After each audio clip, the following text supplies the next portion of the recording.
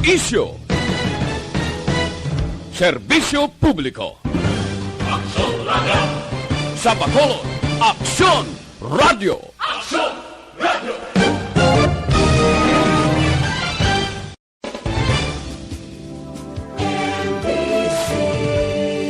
Manila Broadcasting Company. Sa balita, komentaryo, isyo, serbisyo publiko.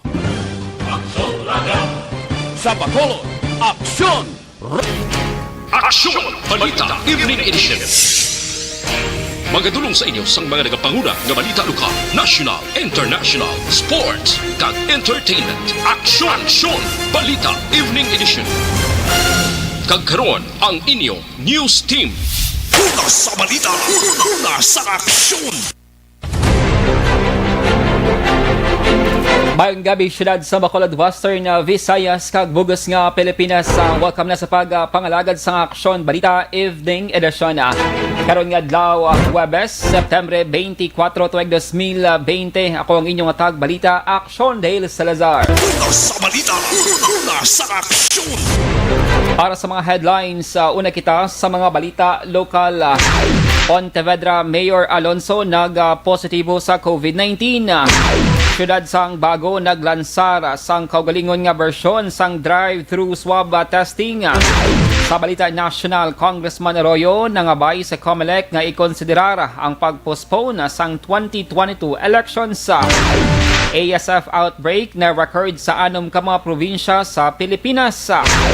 Sa balita international, Canada yara na sa second wave sang COVID-19 pandemic.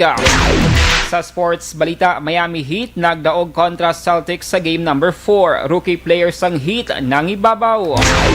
Kag sa showbiz balita, Gigi Hadid ginbunag ang unang bata nila ni Zayn Malik, samtang Liza Soberano nag-file sa kaso angot sa rape joke sa isa ka netizen. Una sa balita, una sa aksyon.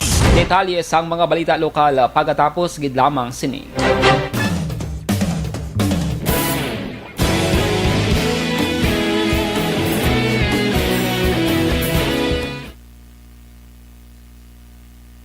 And good evening sa mga ka-aksyon namuan nga nag-monitor via Facebook Live sa ang Aksyon Radio Bacolod. Welcome na mga ka-aksyon na. Today is September 24, 2020, Huwebes nga adlaw. And it's time na to recognize ang first batch sa mga greetings nga ginpadala sa ating mga ka-aksyon via Facebook Live.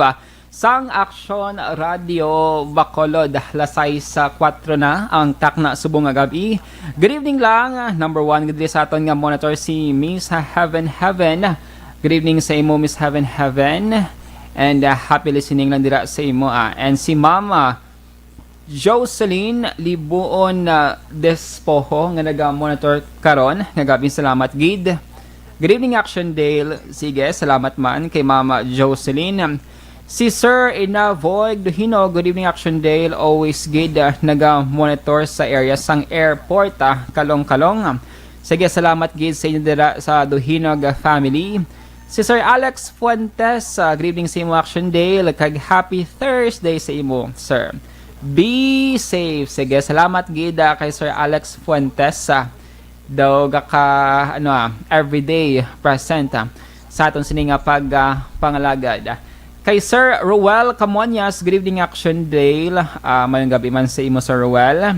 And of course, alam naman present si Ma'am Sheila Alagos, good evening Action Radio Bacolod. Salamat gid, mera sang like emoji from Melvin Peñafiel. No? Sige, salamat. Si Richard Nicor, si Ma'am Rose Guevara, si Eddie Rio, good evening watching from Batangas. Si Sir Eddie Rio, salamat gid. Si Sir Bia Jonathan, good evening Action Dale. Mayang gabi man si mo, Sir Jonathan.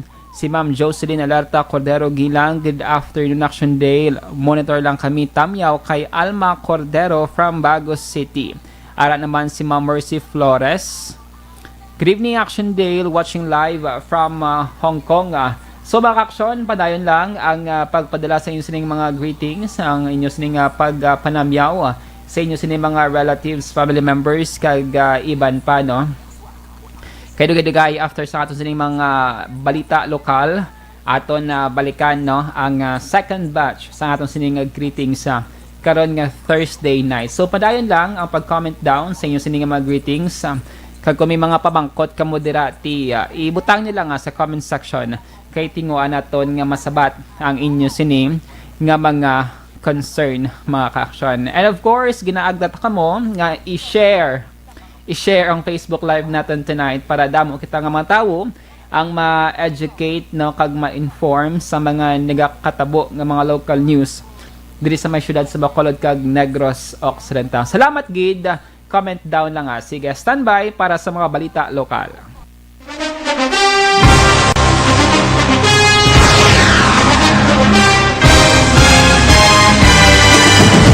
Mga balita nga una nabatian, mga impormasyon nga nakaapekto sa pagpangabuhi sang tanan, drama nga naghatag kabuhi sa istorya sang paglaom, paghigugma kag pagpasimpalan, serbisyo nga makatalandog balatyagon kag nagbunga sang pagsanyog, istasyon sang tanan sa sulod na sang 51 ka tuig, istasyon nga hindi kamo pagkalipatan. 7 ka mga kongresista, 1 ka gobernador ang araw sa nagkulist sa pedaya di pamangkot to nagligad para pamaninga ni nawagay sa ngalan ni Una sa balita, una sa aksyon. Action Radio Philippines Standard Time, lasay sa 7 kagaron sa detalye na sang mga balita lokal. Ging kumpirmar ni Pontevedra Vice Mayor Jimmy Gavan nga nag-positibo sa COVID-19 si Mayor Jose Maria Alonso. Sa interview sa Aksyon Radio Bacolod, ginpahayag ni Gavan nga una nga nagpa-swab test si Alonso kahapon nga adlaw kag nagwa ang resulta nga positibo ini sa virus sa kainasang aga Huwebes. Suno kay Gavan, wala sang kabalakan ang mga pumuloy sa ilang banwa bangod asymptomatic o kung wala sang may ginabatsyag sintomas ang alkalde. Suno pa sa vice alkalde, may patigayon man nga contact tracing sa masunod nga adlaw kag kuhaan man sang swab test ang mga persona nga nakasugilanon sang alkalde ilabi na sa municipal hall. Si Alonso mo ang kaduwang alkalde sa Negros Occidental nga nag-positibo sa COVID-19. Sa itong bulan sa Agosto, sang nag-positibo man si Mayor Marvin Malacon sa banwa sang EB Magalona. Kagapon mo lang siya ng pa swab test, kaya na lang siya ang result, nagtawagan na kami nga nag-positive, no? So, subong, tingin mo sang Pontevedra COVID Task Force Day, po sa amon din ng mga health kag sa DRM, contact tracing sila subong. Daw, as of now, daw may ara na sila, bala daw schedule for swab test sa Monday mo. Dapat yan si Pontevedra Vice Mayor Jimmy Gavan. Ginlansar sang lokal nga panguluhan sa may syudad sang bago ang kaugalingon nga bersyon sang drive-thru swab testing nga mo ang nahauna sa tanan nga mga local government units sa kon LGU sa may Negros Occidental. Ang testing station ang nahamtang sa tubangan sang front yard sang historic nga ABAP Gym. Sa din 21 ka mga bagonhons ang ginpedalam sa swab test subong adlaw. Suno kay City Health Office Swab Team Leader Medical Technologies Glendy Casona, ini nga drive-thru concept ang hindi lamang makahatag sa madasig nga serbisyo sa mga pumuloy sa syudad, kundi makabulig ban agud mapahilayo sa peligro ang tagsa-tagsa bangod wala sang face-to-face contact ka. Kuhaan sang swab ang mga target individual sa sulod mismo sang ila sa lakyan. Nagsaksi sa dry run si Bago City Mayor Nicholas Yulo. Ginpahayag sa alkalde nga ini ang isa sa mga inisyatibo sang syudad agud makatest sang madamo nga mga bagonhon agud matap na ang pagdamo sang COVID-19. Ini ang magabukas Lunes sa tubtob Biyernes nga adlaw o misalas 9 sang aga tubtob alas 12 sang udto. Samtang hindi anay magbaton sa mga returning locally stranded individuals sa kon LSIs kag overseas Filipinos sa kon ROFs ang syudad sang Bago Negros Occidental. Ginpahayag ni Bago Mayor Nicholas Yulo, nagpadala na siya sang sulat sa Regional Interagency Task Force ang sini kag nagalaom nga paboran ang iya pangabay. Suno kay Yulo, kinahanglan sang syudad nga ipreparar ang mga quarantine facilities para sa mga nag-positibo sa COVID-19 sa ginpatigayon nga mas swabing. Ginkompirmar man sang alkalde nga okupado na ang mga quarantine facilities sang syudad kag hindi maakomodar ang mga returning residents. Setyembre 12, 2020 nagpatigayon sa ikaduhang mass testing ang syudad sang Bago sa diin 238 ka mga bagonhons ang ginpaidalom sa swab test. Nagsulat kuya sa regional na hindi kami magbaton kay tungod nga basi gulpi lang mapuno ang amon facilities kay tungod nga nag-second kami ang mass swabbing. Nabatian ang tingog ni Bago City Mayor Nicolas Yulo. Sa dugang pang balita lokal, ginklaro ni Bacolod City Legal Officer Attorney Joselito Bayatan nga mayara sang atubangon nga konsekwensya ang mga vendors sang tatlo ka mga dalago nga mga merkado sang syudad nga hindi magkooperar sa natalana nga pagpatigayon sang mandatory swab testing.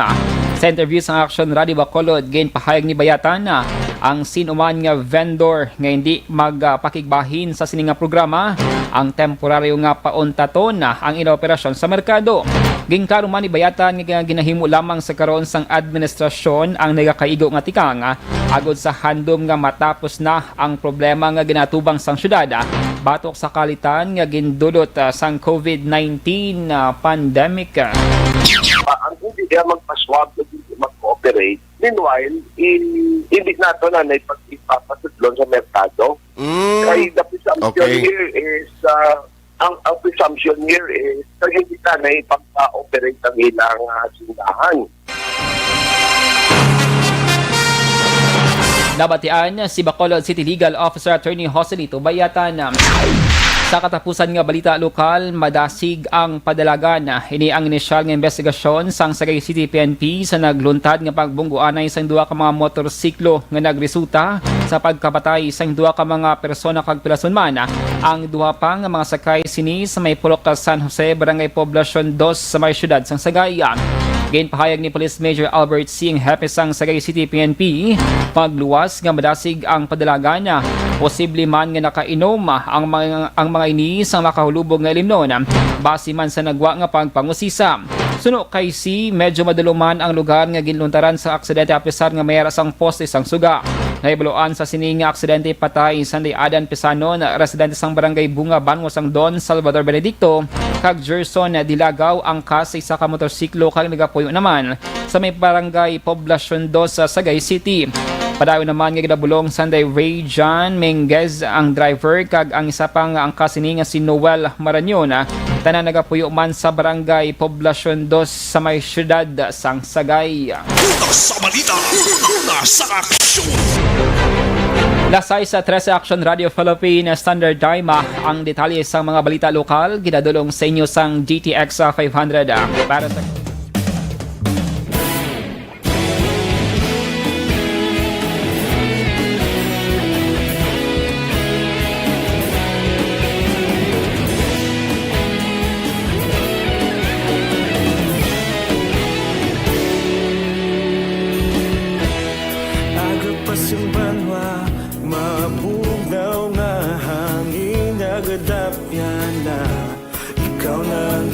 pamatian namon ginasandigan tingog sang probinsya kamatuuran ginapalap na minsay nga may dala paglaom kag kasanat tinuig na. And we are back mga ka-aksyon sa second portion sa atong sininga pagpangalagad karon nga Thursday night and aton balikan ang comment section sa Aksyon Radio Bacolod Facebook Live. Kaya aton i-recognize kagabi-abihon ang bag-o gid lamang naka-tune in sa aton sininga evening newscast mga ka-aksyon. Do ginahapok. Wow. Dahil lang gid And para sa aton nga mga Facebook Live viewers, good evening lang kay Ma'am Mercy Flores. Good evening Action Dale, watching live here in Hong Kong. Salamat gid. Ara naman si Eileen Desin. Good evening po Action Dale. Salamat gid sa pag-monitor tonight. Si Ma'am Sonlin Hungkotiad. Greet ko da si Ma'am Merlin kag Papa Utik. Oy, taga diin ka mo. Mas may mga ka-action na if may mga greetings ka mo, state nyo man kung diin ka mo nga address para ma-recognize naton kag mas specific ang aton sining pagpanabyaw tonight. Si Ma'am Deliza Vigno, good evening Aksyon, watching live diri sa may Purok Sigay, Magsungay, Singkang Airport. Present naman si Ma'am Liza Joy Ilon Amoroso, good evening Action Dale. Hi Angelic Joy, kaupod ko subong nag-monitor Facebook Live. Mayong gabi lang da sa may Purok Mabinuligon, Barangay Sumag, kay Nanay Rita and Luisito Ilon. Sige, salamat gid. Si Ma'am Olive Prado Gargaritano, good evening Action Day, watching live from Riyadh, KSA, keep safe and God bless. Same man sa imo, Ma'am Olive, halong kamudira, si April Oceliada Okiano. Good PM sir, be safe, kita tanan. Si Rodolfo de la Mota, nagkatami umansang good evening. Amuman si Ma'am Emmy Esmeralda Dolido. Si Joe Phrase Strap, literally. Bako diya ngalan ba? Literally. Good evening Action Dale from La Carlota City. Watching good. Sige, salamat sa suporta. Si Ma'am Yvonne Boysher, good evening Action Sir Dale. Amuman kay Ma'am Ann Dan Sharing. Salamat gid.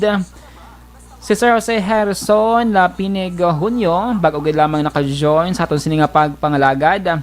Thank you so much. And sige padayon lang ang pag-comment down kay ginatry naton nga ma-accommodate ang kutob sa mga naga-comment sa aton sininga Facebook Live. And magabalik kita after sa aton sininga mga national news mga ka-aksyon. So stand by.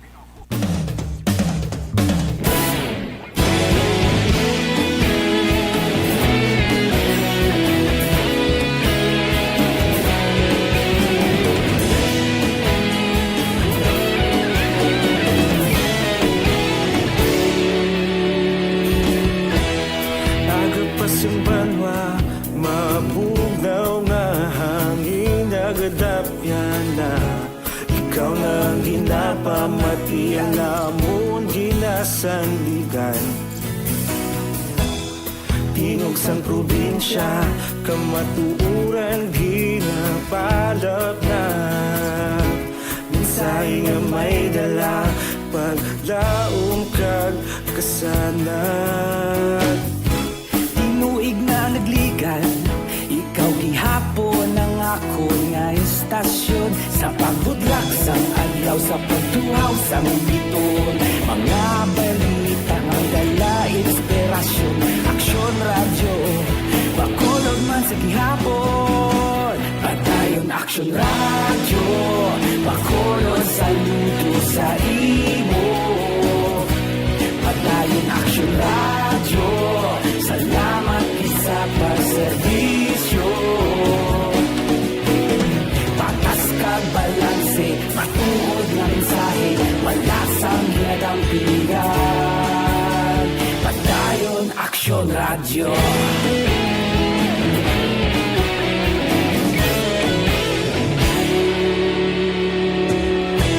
Pagkulong nun kag negrosanon, inyong pamatian. Stasyon nga nagapalaplag sang kamaturan.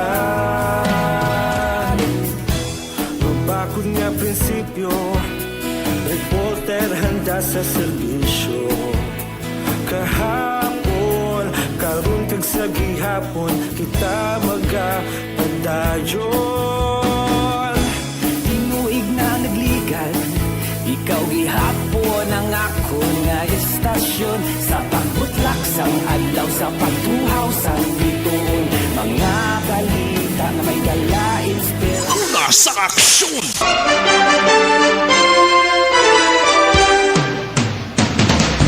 Action Radio Philippine Standard Time, lasay sa 20 kagaron sa detalye na sang mga balita nasyonal.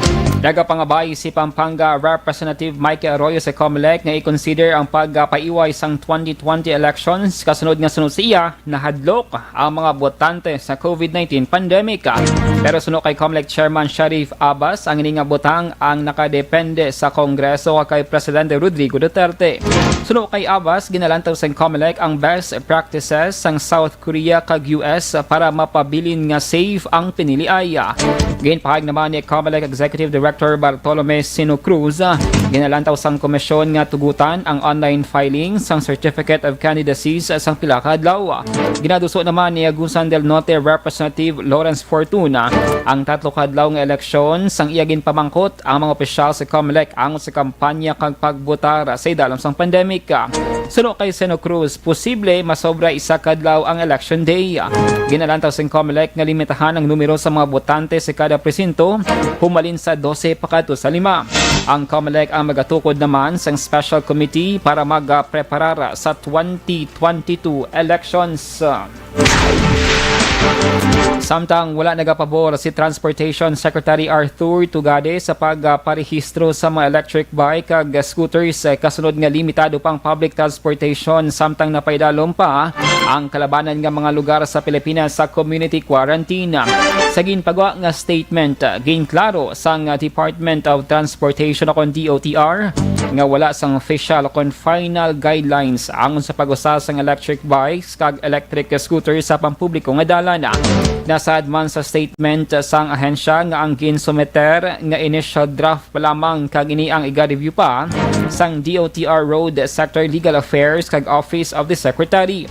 Sadtong Martes, subong nga semana sang ginpahayag ni LTO Chief Assistant Secretary Edgar Galvante kung ang draft guidelines sa manginisa ka administrative order, pila ka mga electric bikes ang gina-classify nga light ang pagadumilian sa public road, samtang ang iba naman nga classifications ang pagatugutan nga makabiyahe sa public road. Sa dugang pang balita national na record sa Department of Agriculture kon DA ang outbreak sang African Swine Fever kon ASF sa kapin-anom ka mga bago nga mga probinsya sa Pilipinas.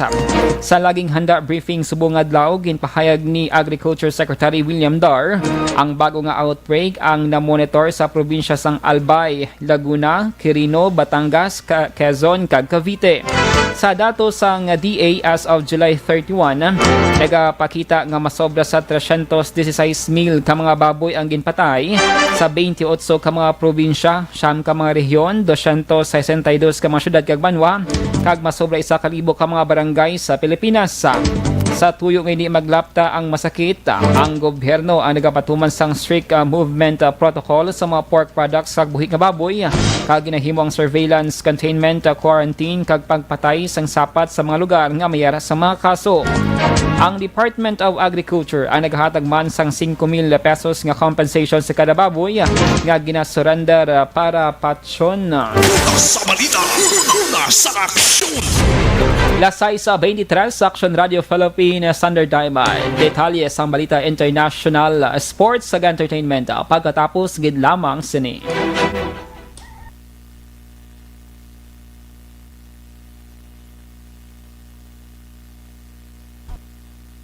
And we are back mga ka-aksyon sa last and final portion sa aton sining online greetings sa karon nga Thursday night. Balikan naton ang pila ka mga greetings nga wala pa naton na basa or na recognize earlier.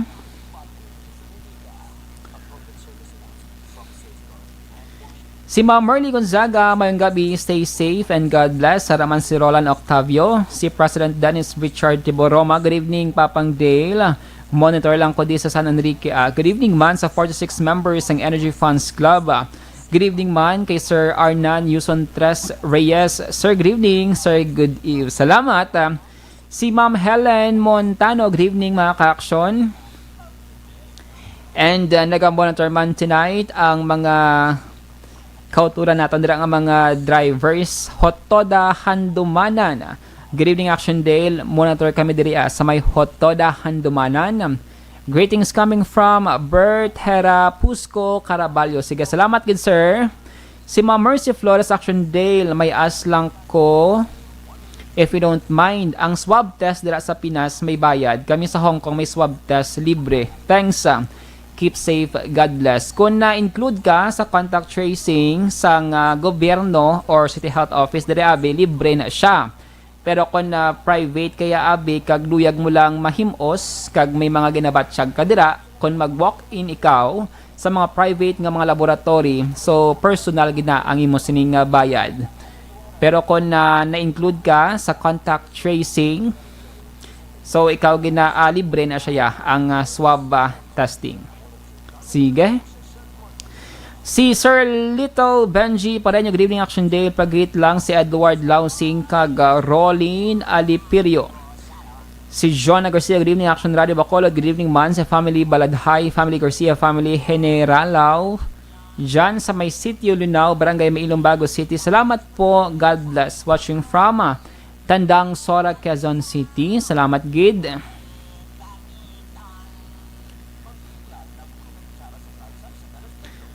Si Ma'am Jocelyn Arisivita Olac, present naman. Si Sir Norberto Margalio, mayong gabi mga ka-aksyon. Happy birthday kay Kagawad Tapagan, Toledo sang Barangay Takuling. Happy birthday, sir. Kadamos ang greetings tonight daw, hindi natin maubos, no? So, salamat kita, di ba? Sa mga nag-monitor every night sa aton sining evening newscast sang Aksyon Radio Bacolod. Last na lang si Ma'am Deliza Vigno, good evening Sir Dale. COVID ka lang, aksyon kami Japon sa Fehan ni Mitoy, watching live sa may purok sigay magsumesing kang airport. Sige, salamat. Halong ka mo dira. Keep safe sa tanan naton nga mga ka-aksyon. And don't forget nga i-search ninyo ang Energy Funds Club mga ka-aksyon. Energy Funds Club kay i-welcome ka mo dira ni President Dennis kagiban pa nga mga officers. So i-search nyo lang sa inyong Facebook account Energy Funds Club. No membership fee. Libre lang, sadya-sadya lang. Sige, Energy Funds Club sa luwat. And thank you so much. Standby kita sa aton nga Balita International Sports kag Entertainment. Salamat! Para labanan ang banta ng COVID-19 sa ating bansa, mahalaga ang kooperasyon ng bawat isa. Ang pananatili sa loob ng bahay ay isa sa pinakasimple pero pinaka-epektibong paraan para hindi kumalat ang virus. Kunwari, ikaw ang tuldok na ito. Malusog ka at malakas. Lumabas ka ng bahay. Ang hindi mo alam, may nakasalamuha ka ng may COVID-19. Tandaan, mahirap malaman kung sinong may virus, pero madali itong maipasa sa iba. Pwedeng naipasa na pala niya ang virus sa iyo nung umubo siya o bumahin. O baka naman ay nahawa na dahil humawa kayo sa parehong bagay na kontaminado. Ngayon ay mayroon ka na rin COVID-19. Isa ka ng carrier na makakahawa sa iba. Dahil maaaring ilang araw pa bago lumitaw ang sintomas na ubo, sipon, hirap sa paghinga at lagnat. Pwede ring wala kang nararamdamang sintomas, ngunit nakakahawa ka pa rin. Pag-uwi mo sa bahay, maaari mong mahawahan ang iyong pamilya. Kasama na rito ang lolo at lola mo o ang mga magulang mo na may edad. Sila ang may pinakamahina na depensa laban sa virus. Ang mga may sakit sa puso, diabetes, high blood, at iba pang pre-existing conditions, at mga buntis, mahina ang panlaban sa COVID-19. Kapag na-infect ang taong mahina ang immune system, posibleng magkaroon siya ng malalang karamdaman at kailanganing dalhin sa ospital. Sa patuloy na paglabas ng bahay at pagpunta sa pampublikong lugar, tinatayang maaari kang makahawa ng 3 pang tao at sila makakahawa ng mas marami pang iba. 20% ng mga nahawa ay maaaring maospital at dadami ng dadami ito habang mas kumakalat pa ang virus. Bukod sa dumaraming COVID, Nasa aksyon!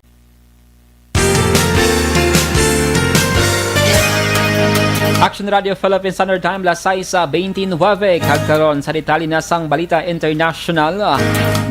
Ginanunsyo ni Canada Prime Minister Justin Trudeau nga yara na sa second wave sang COVID-19 outbreak ang ilang pungsod.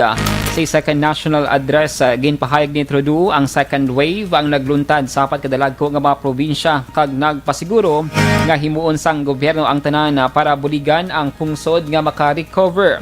Ang COVID-19 cases sa Canada nagsaka kag nag-average na sang 1,123 ka bag-o nga mga kaso sa kada adlaw.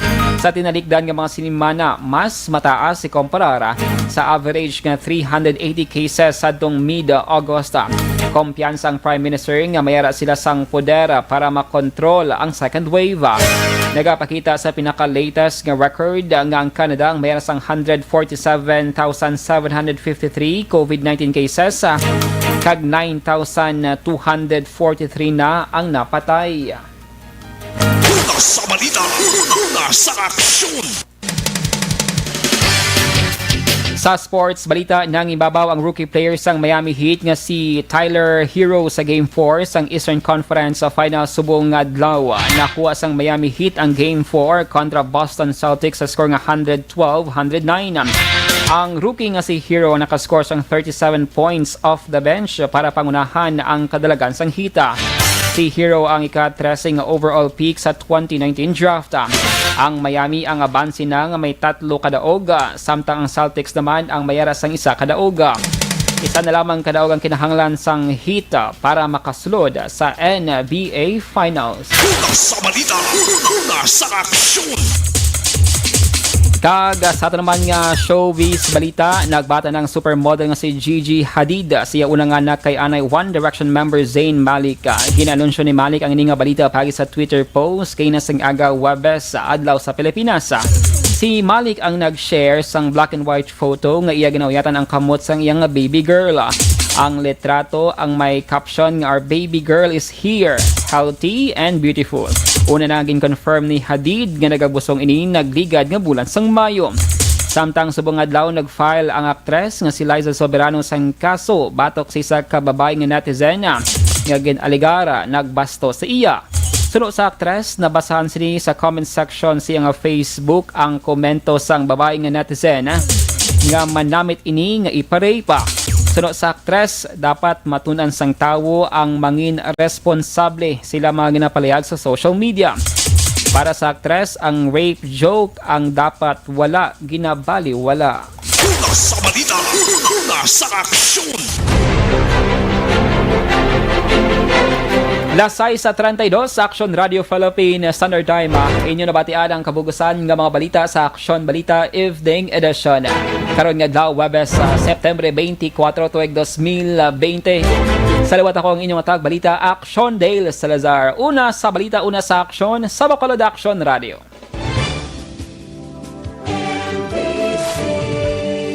Manila Broadcasting Company. Sa balita, komentaryo, isyu, serbisyo publiko. Aksyon Radio! Sa Bacolod, Aksyon Radio! Aksyon!